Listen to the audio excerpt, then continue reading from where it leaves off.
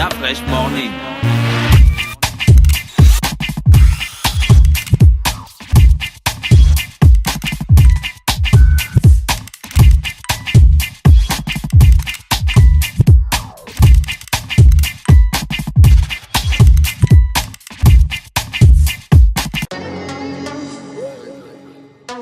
Toi là.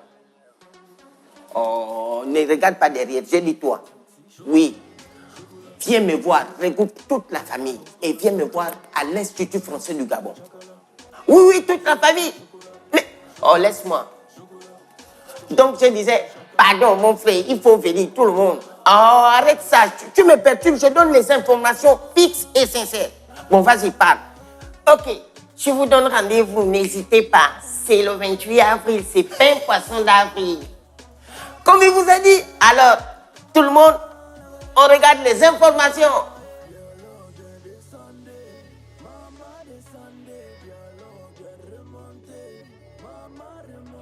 On se retrouve le samedi 28 avril à 19h. Le réveil matinal le plus haut de la capitale sur la radio de la capitale. Avec Mosley sur les 104.5, on parle de politique ce matin. Nous parlons de politique comme à l'accoutumée et il s'agit pour nous de revenir sur deux actualités qui occupent le devant de la scène. Il y a une actualité judiciaire et une autre qui est en rapport... Mais ça, c'est pas la politique, Mosley. Tu veux parler de Blaise Wada?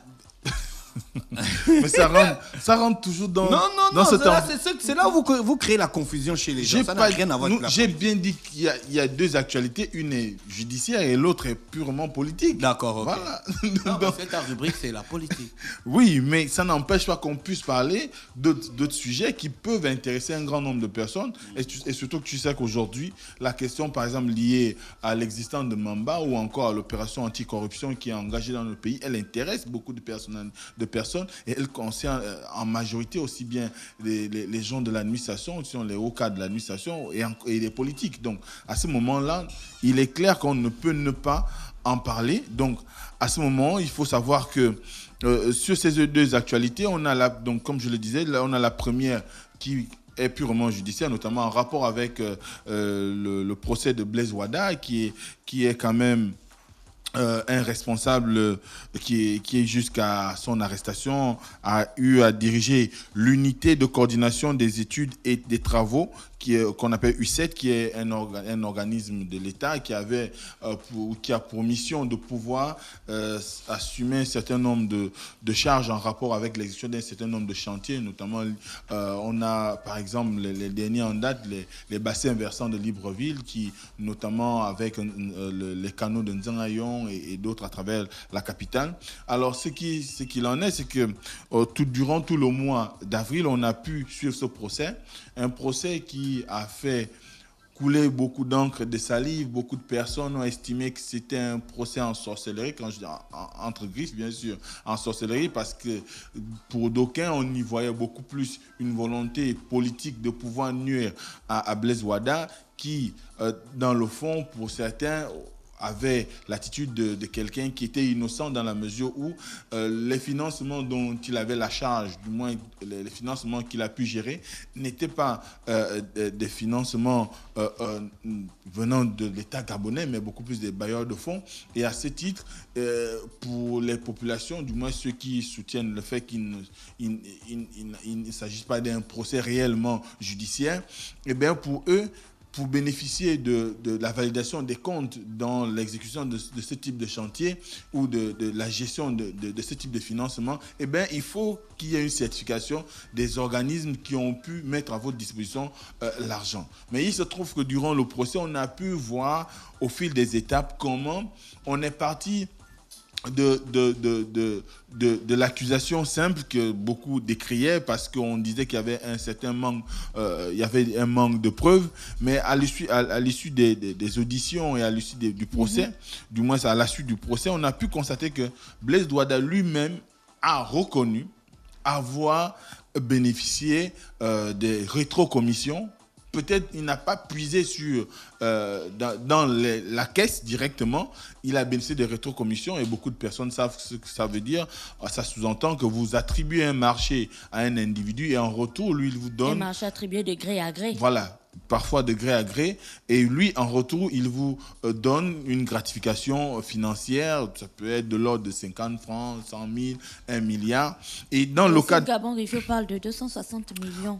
Oui, au niveau de la gestion de Blaise Wada, on lui reproche d'avoir bénéficié de 1 milliard 765 millions de francs CFA. Oui, mais en fait, je disais que le site Gabon Review a cité un chef d'entreprise qui a été convoqué à la barre, M. Demba, qui a déclaré « Oui, j'ai remis une somme de 260 millions de francs et des matériaux de construction à M. Wada, mais ce n'est pas lui qui me les a exigés. Je voulais le remercier de m'avoir attribué des marchés. » Ah, voilà. Donc, à ce moment-là, on voit bien que c'est une machine qui est bien ficelée, et beaucoup de personnes qui gèrent un certain nombre de chantiers ou d'organismes de l'État et qui bénéficient d'un financement international savent que puiser directement dans les caisses ferait que vous aurez une invalidation des comptes, et si vous avez une invalidation des comptes, derrière, c'est clair que les poursuites seront automatiquement engagées. Or, là, il s'agit d'une stratégie, d'un stratagème qui a été mis en place. Je te donne le marché, en retour, tu me donnes un bakshish, comme on dit, et ni vu ni connu, chacun continue. 260 millions, moi, c'est du genre, quand tu fais un truc à quelqu'un, non, donne-moi le coca. 260 millions. Ouais. Ça commence par le coca de 500 qu'on donne, je sais pas, à un poste de contrôle ou... Toi, tu connais les gens qui donnent encore 500? Je sais pas, mais c'est le montant que je connaissais avant. Je sais pas. On donnait 500 quand on vous arrêtait, vous mettez 500 dans le dossier. À partir de maintenant, ça doit être rose. Si c'est pas rose là, on te regarde même plus. Donc, mais tu ne pas 10. Oui. Donc, ça a évolué à ce moment-là. On voit bien que la question du procès de Blaise Wada a été une question quand même assez centrale, parce que beaucoup de personnes pendant longtemps... Le gars lui a donné 200 millions cadeaux. 260 millions, la fraîche. Et des matériaux de construction. Pour le remercier. Parce qu'il lui a attribué un marché. Parce qu'il a bénéficié d'un marché. Donc c'était un marché de gré à gré. Un marché de gré à gré, oui. Alors que le code des marchés publics dit qu'au-dessus d'une certaine somme, il faut un appel d'offres. Parce que si je te donne 200 000, si je te donne 200 000 parce que je t'ai donné que tu as gagné le marché, c'est que je t'ai donné le marché. Ouais. C'est qu'on a passé le deal, toi et moi. Mais comment, pour des questions de travaux publics, tu sais que je t'ai donné le marché? Comment il sait que c'est le gars qui lui a donné le marché? Parce que... Si c'est passé devant une commission, comment il sait que le gars là a voté pour qu'on lui donne le marché? Ça ne passe pas devant la commission, parce que même si on fait l'appel d'offres, et je pense que les gens de l'administration qui ont des bouches un peu pendantes là, ils le savent très bien. Même quand on fait l'appel d'offres, ils ont déjà calé l'entreprise à qui on va attribuer le marché. Tu vois, donc l'appel d'offres, c'est pour... On met dans le journal pour juste montrer que, bon, les gars, on a quand même fait. Comme le concours de la douane. Voilà, les gars, on a quand même fait. Le concours est déjà fait, après on met dans l'union. Voilà. Le concours, c'est le 28, on met... Celui de la douane est même mieux. Celui des eaux et forêts. Date limite de dépôt de dossier le 27. Supposons qu'Urban FM est un service public, par exemple. Nous devons équiper toute notre radio de matériel, informatique. Hein? Et puis bon voilà, on se dit où est-ce qu'on va trouver ce matériel informatique? On connaît Baba. On sait que Baba est déjà là. Donc tu appelles déjà Baba, vous êtes déjà assis dans le bureau, tu dis que mon type, tu es mon type de depuis, tu vois. Donc pour le marché qui devait faire, on va dire quoi, 5 millions, Baba, fais-moi déjà les factures de 10 millions d'équipements de matériel informatique. Donc il y a déjà la surfacturation même dedans. Dans les Baba 10 millions, tu me donneras 2 Maintenant, quand on a fini de faire, parce qu'il faut quand même être clean, Urban FM fait quand même une publication dans le journal que bon, appel d'offres, on veut équiper la radio en matériel informatique. Donc là, toutes les autres petites entreprises là, elles se bousculent et tout ça pour envoyer les grands dossiers. On les laisse s'agiter, on fait même les commissions, les trucs. Mais en gros, on sait que c'est toi le patron qui a le dernier mot. Donc à la fin, tu dis que non, tout cela, machin, on prend Baba. Voilà. Maintenant, quand tu as donné les 10 millions à Baba, Baba dit, oh, toi, tu es mon pote de depuis. Voilà 2,5. Voilà 2 millions 500. Voilà, merci pour mais donc ton c'est de la aide. Corruption.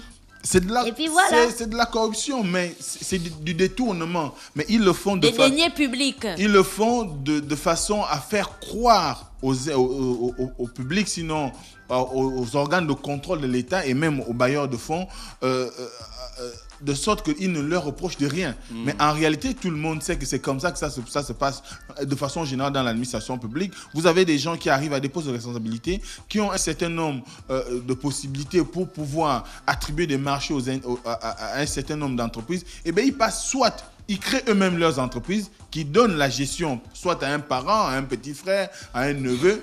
Et quand il y a des appels d'offres, on demande à ces parents-là de souscrire parce qu'on sait clairement qu'on va leur attribuer, ou on prend des amis à travers qui soit on est même parfois actionnaire dans ces entreprises-là, parce qu'on a beaucoup de prête-noms dans ce pays en ce qui concerne les entreprises. Et à ce moment-là, vous attribuez un marché à une entreprise que vous savez clairement quelle est la vôtre, ou elle appartiendrait à un de vos frères ou à un de vos amis proches, et vous savez qu'il ne peut pas vous snober parce que vous savez où l'attraper à la fin, et puis il vous remet ce que vous avez convenu. Donc à ce moment-là, je crois que le fait que Blaise Wada lui-même ait eu à reconnaître qu'il a bénéficié des rétrocommissions, ça a largement fait avancer le dossier, et c'est ce qui a certainement donné le verdict qui est le sien aujourd'hui, 20 ans de prison ferme.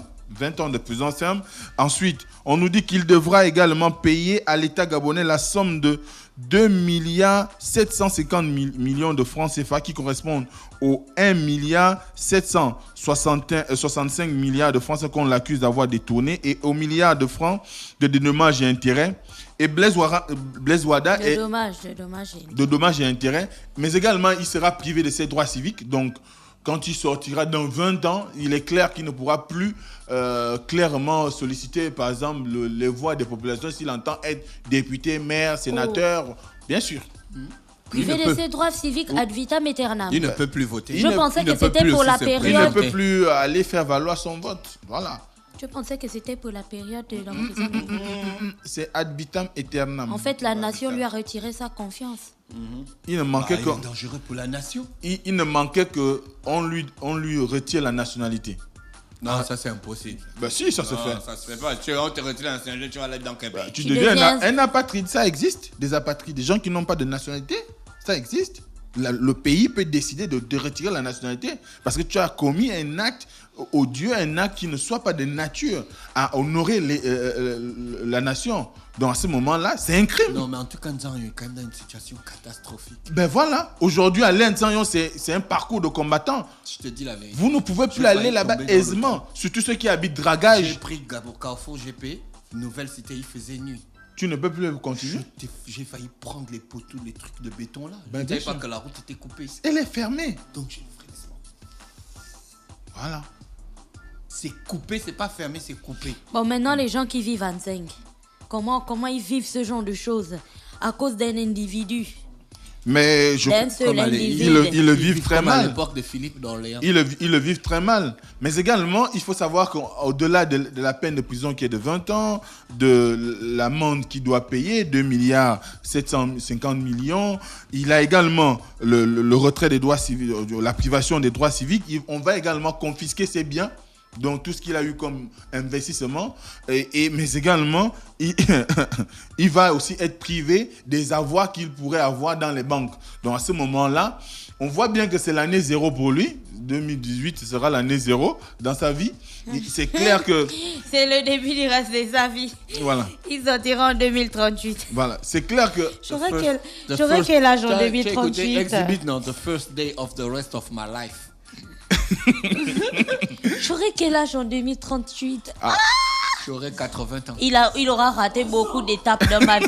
Niambi. Donc, tu auras 80 ans. Donc vous voyez bien qu'on est là dans un processus, et je crois qu'aujourd'hui... J'aurais déjà fait des bébés. Moi, l'ambition... Je me serais déjà mariée. L'ambition de l'État et de la justice dans notre pays, je crois, a été de faire un exemple.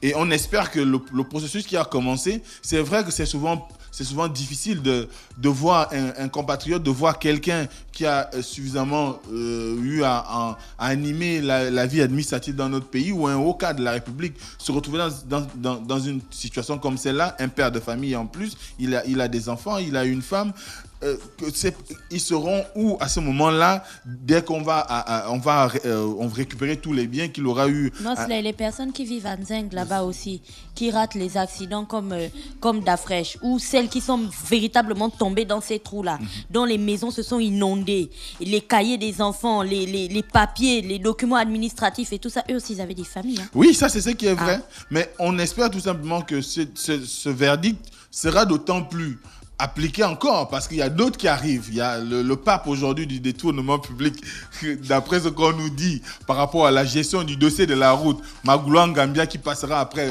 Ouada. C'est toi qui l'as fait, pape. Mais c'est pas moi, c'est ce qui est écrit dans la presse. Quelle presse? Faut citer la source, sinon après on va dire que les gens de Urban FM ils racontent n'importe quoi. Non, faut citer tes sources, mon frère. Faut pas qu'on amène nos noms.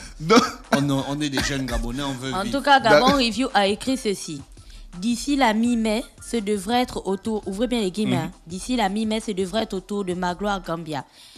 Ensuite, ils ont mis ça en guillemets, ancien ministre du ciel et de la terre, de passer à la barre. Voilà, ça c'est Gabon Review qui a dit. Du ciel et de la terre. Est-ce que tu comprends? Ça veut dire qu'il était tout puissant. Moi, je parle de pape parce que lui, c'est beaucoup plus... On parle de 400 milliards de francs CFA. Moi, je comprends pas un truc. J'ai suivi Narcos. Hein? Pablo Escobar avait tellement de pognon qu'il enterrait le pognon. Magloire Gambia, il mettait l'argent où? On ne sait pas, il faut lui demander. Il sera là-bas, on aura les... Le procès, quand le procès va finir.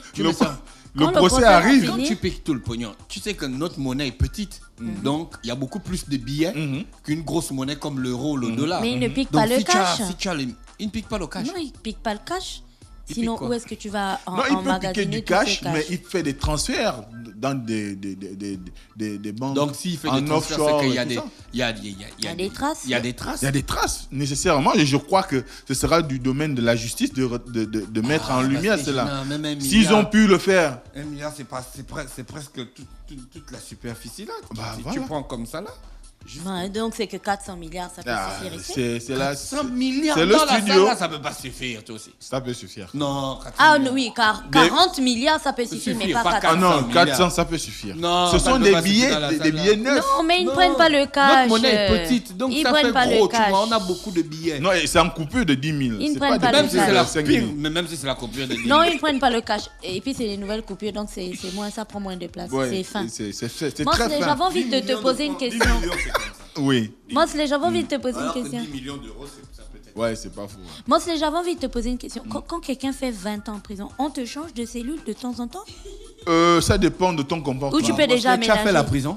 Non, mais on regarde nous tous des films et on sait que parfois c'est en fonction du comportement. Mais ce qui est sûr, c'est qu'il ne sera peut-être pas dans les mêmes conditions que les autres. Peut-être il y a des prisons, il y a des cellules VIP à la prison centrale de Libreville où on enferme des jeunes étudiants ou encore des hauts cadres de la République. Mais Elvis, quand il était en prison, il n'était pas dans une cellule VIP. Et pourtant, il n'avait pas tort. Certainement qu'on n'a pas voulu lui accorder le bénéfice. Mais quand même, les hauts cadres de l'État ou des hautes personnalités, des grands hommes d'affaires ne sont pas forcément dans les mêmes cellules que les autres. Donc à ce moment-là... on va appeler un spécialiste de la prison. Voilà, on va appeler. Donc on se retrouve dans une situation où on peut clairement voir que la justice a désormais les coudées franches. Elle veut en découdre avec cette question de détournement de fonds publics, cette question qui a toujours, on va dire, fait pleurer beaucoup de Gabonais. Nous sommes, comme le disaient les mauvaises haleines, pays riche, peuple pauvre, alors qu'on se retrouve avec 20% de la population qui joue avec les deniers publics et qui, à un moment donné, finit par narguer la grande masse. Le CGE. La grande masse. Et au début, l'on n'est pas encore fini. Pour terminer sur cet aspect, il faut dire que au bout des 20 ans et à la suite des procès qui vont s'enchaîner, on pense clairement que la corruption pourra peut-être commencer à voir... en tout cas, c'est un signal fort. Commencera à reculer dans notre pays. Ensuite, on passe au CGE. Comme après, j'ai trop pressé. Alors, le CGE, c'est le Centre gabonais des élections que tout le monde connaît. On en a parlé de long en large tout le long de ce mois. On a présenté les différentes facettes. Et là, on est arrivé à l'épilogue. Évidemment... L'épilogue, c'est la fin. C'est ça, Gina. Donc, on est arrivé à la fin du processus avec la désignation, sinon l'élection du président. C'est Moïse Bibalou Koumba qui a été élu président sur... C'est pas la dame, là? Non, la dame était deuxième. Elle est sortie deuxième sur les 10 votants. Quand elle sort deuxième comme ça, elle est vice-présidente donc? Je sais pas si c'est de facto, mais bon, on retient qu'elle a eu 2 voix. Monsieur Moïse Bibalou Koumba a eu évidemment 8 voix sur les 10.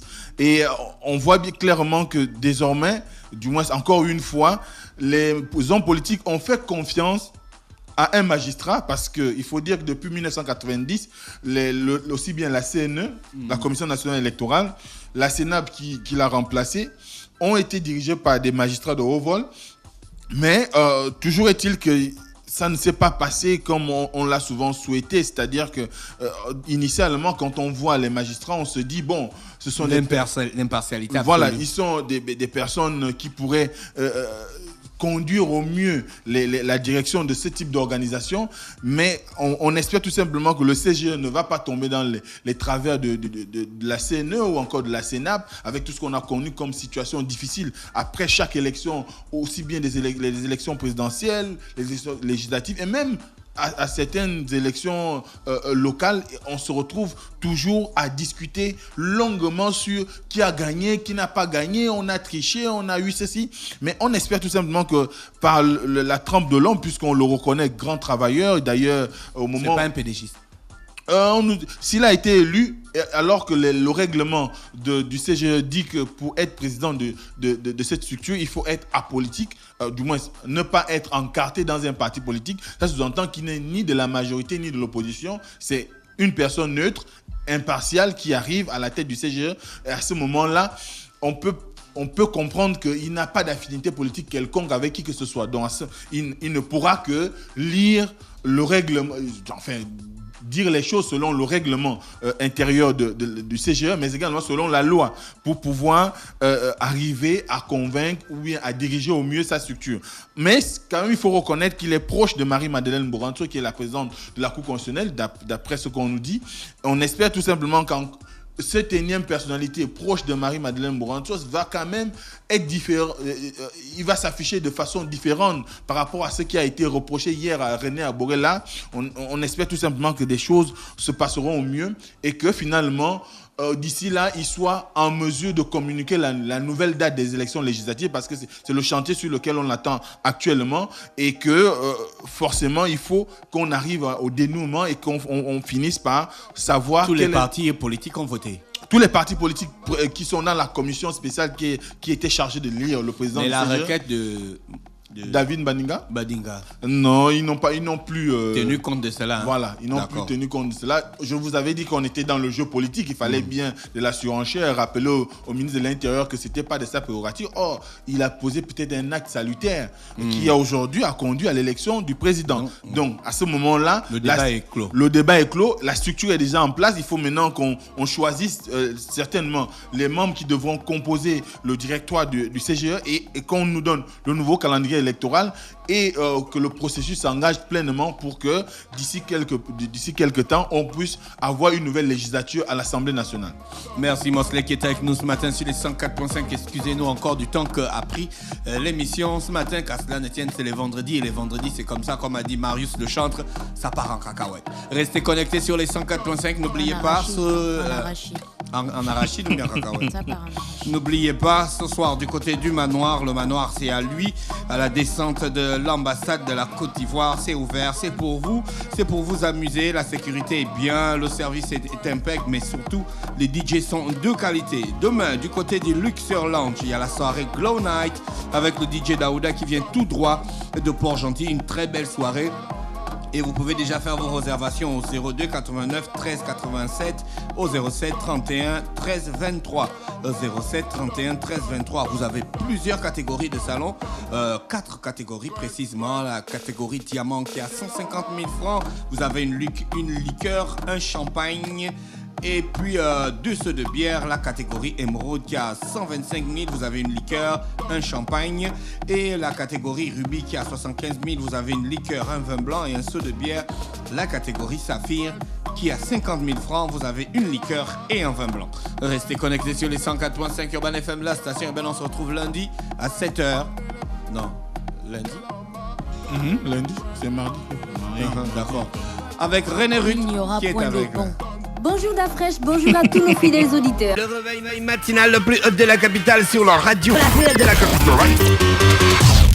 Du lundi au vendredi, de 7h à 10h, reçoit 104,5 tonnes de musique dans le Dafresh Morning. Toi là. Oh, ne regarde pas derrière, j'ai dit toi. Oui.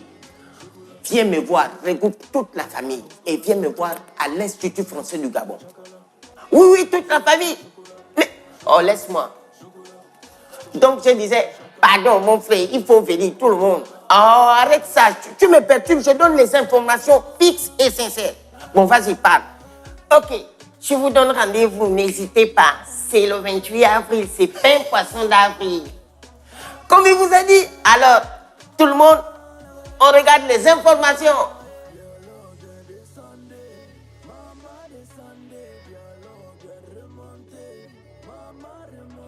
On se retrouve le samedi 28 avril à 19h. Urban FM 104.5, la station urbaine. Vous écoutez Urban FM 104.5, la station urbaine. Urban FM, première radio chez les jeunes.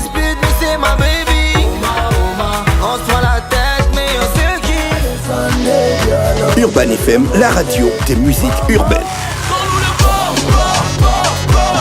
Urban FM 104.5, la station urbaine. Dafresh Morning.